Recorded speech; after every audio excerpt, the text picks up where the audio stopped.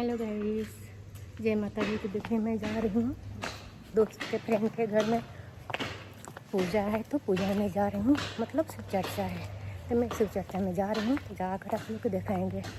तो आज यहाँ पर शिव चर्चा होगा, तो देखिएगा सब। तो हम आगे फ्रेंड के घर में तो खाना का तैयारी हो रहा है।